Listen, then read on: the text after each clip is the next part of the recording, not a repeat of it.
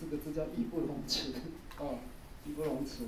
那么他事先跟我讲说要分成3阶段啊，第一阶段是谈我跟潇潇的认识的经过啊。那么当然我怕我忘记的时候，其实我在家里都先拟好了一些稿子啊，所以我必须把我拟好的稿子拿出来啊。然后我在讲的时候，当然会稍微看一点稿子啊，我没有办法像潇潇先生这样的侃侃而谈，我不是那样的能够做到他的程度啊，所以我必须看一点稿子再说话，好不好？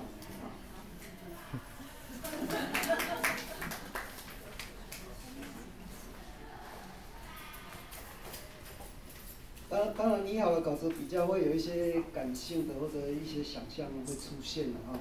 首先是我如果说要谈跟他的认识，我就先谈我今天出来的这种感想啊。就说我们2个大概心有灵犀一点通，既然穿一样的衣服颜色，而且其实我出来是因为怕晒太阳，所以我穿长袖了哈。而我们2个人的衣服之间其实有一点不同的，就是他纽扣，我跟他的纽扣是白色的，所以他是白色的潇潇，我的是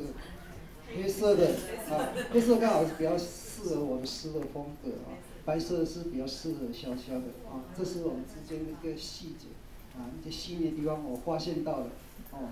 所以我看事情会看到比较细微的地方了啊。可能就是在这里我发现了衣服是不同的啊，还是有不同的地方。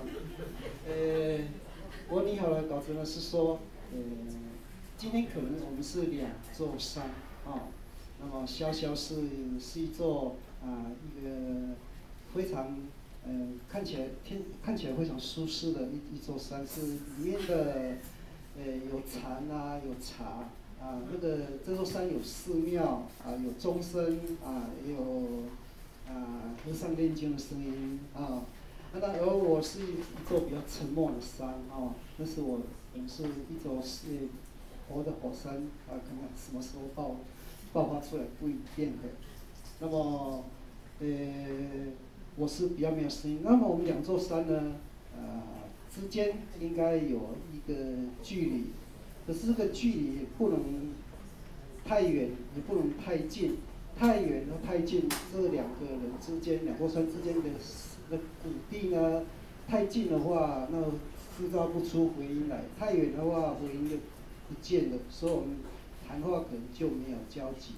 所以我们2座山之间呢，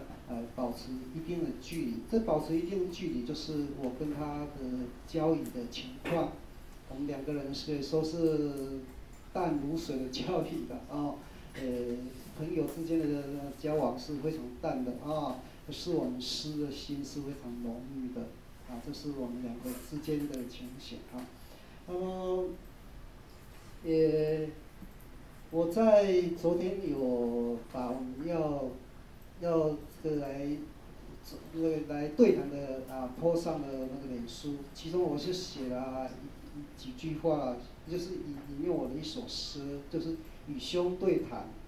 那么我是这么讲的哦，与兄对谈，临摹危语耸，就是我跟潇潇这样对谈，是来临摹这个危语耸，危就是危言耸听的意思，就是我们2个人讲话可能会有时候会弄一些危言耸听的话，这样引起大家的那个注意哈。那么我们2个人之间呢，有不同的姿态，有不同的导演模式，也就是说，我们2个人还是有区别的，会在各位心目中呢有不同的导演模式，就是说不一样的这个观感啊。那么后来呢，我还是写说，我们2座山呢是渐渐的风化散落，那么时间站立，这为什么会这样呢？就是因为我们的对谈之后呢，也许我们2个的形象会在各位的心中呢，荡然无存啦，变成另外一种。也许我不再是沉默的山啦，你潇潇呢，它的山的形状也会改变啦。我是想说，也许今天我们对谈之后会有稍微一点变化，啊。那么另外呢，我还写的是，那么这个我们写的还第一个，我还写的是，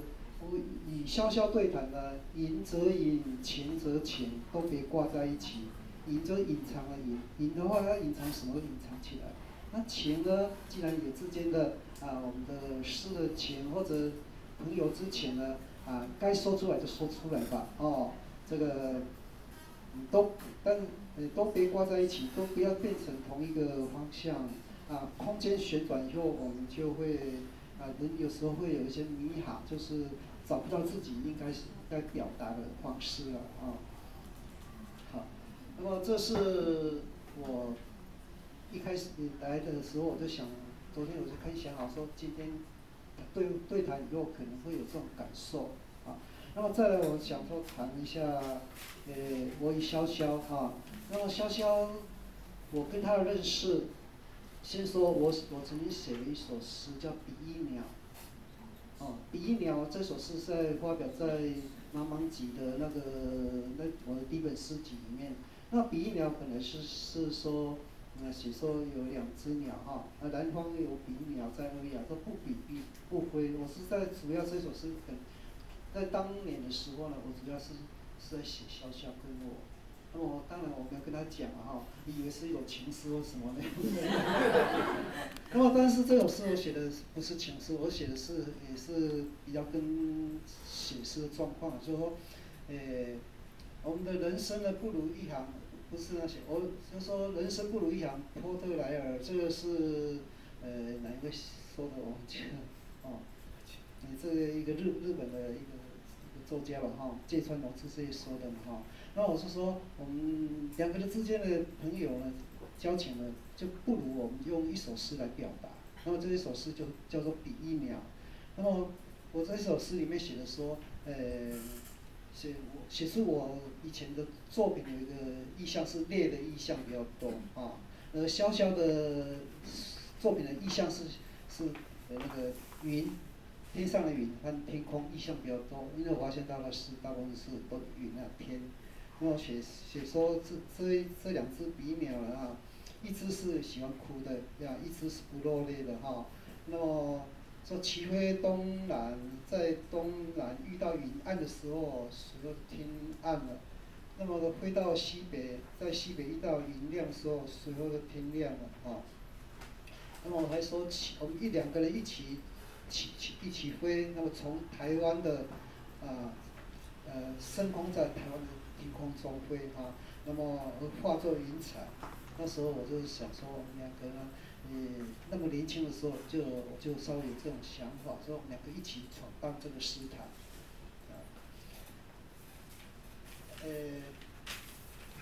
另外呢，我要讲一下我的早期的话，出现是在读师专的时候，那时候给我两个很大的神奇的事情发生了。第一件事，我的学弟就洪显夫，他把我的第一首诗呢，就是我在师专写的诗呢，他拿到台北给周梦蝶看，然后周梦蝶就推荐到诗中社发表。这时候在诗中社那诗刊诗刊叫《风之流》吧，一看就看到潇潇你的那个平罗湖的那个文章后来我继续在诗中社发表，潇潇就认识了我吧然后潇潇就后来就还为我写了，就把我两首诗就写了一首叫《火碧之五花》发表在这一代的刊物，一首是春万发表在杜野创办的第一本诗刊这样我们可能就这样开始认识，开始因为诗而交往那么我记得我小学到小学任教，师专毕业到小学任教，那时候还是戒严时代，那时候进去学校一定要填写那个调查这个自传，老师那个里面的那个就是要写自传，自传里面要包括说你的保人是谁，还有你的最要好的朋友两个是谁，万一有什么事情要怎么联络。结果最要好的朋友就填了一个是洪显夫，一个就是潇潇这是那时候，可是他们两位呢，潇潇又不在台中那洪显夫呢可能又有一些在台中没错，可是他的活动又非常多，那个，那么后来呢？后来我们两个一起，就说潇潇先带我进入那个龙族，他说要创办龙族，带我说要不要一起创办，那我进入了。后来潇潇退出了，那我也退出了。那么他就非常听我的那个原来在师专所创的一个诗社叫后浪诗社，那后浪诗社走出校内到校外，他就来挺这个后浪，那么潇潇就加入后浪，也就是说，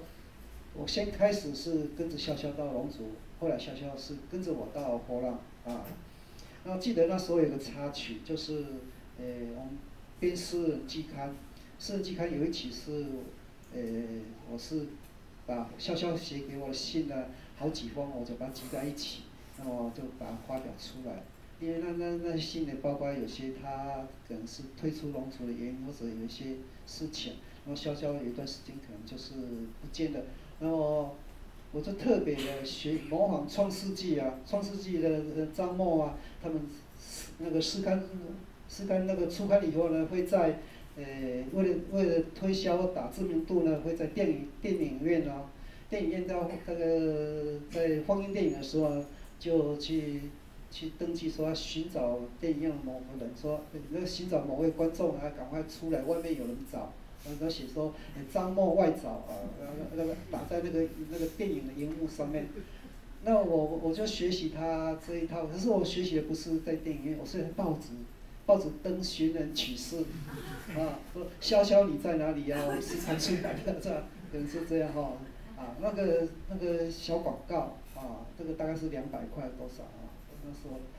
不晓得多少钱，就是变成一种在报上登广告、登诗刊。那其实潇潇也是因为好久没有联络了，所以也是这样的一个形式，那么现今呢，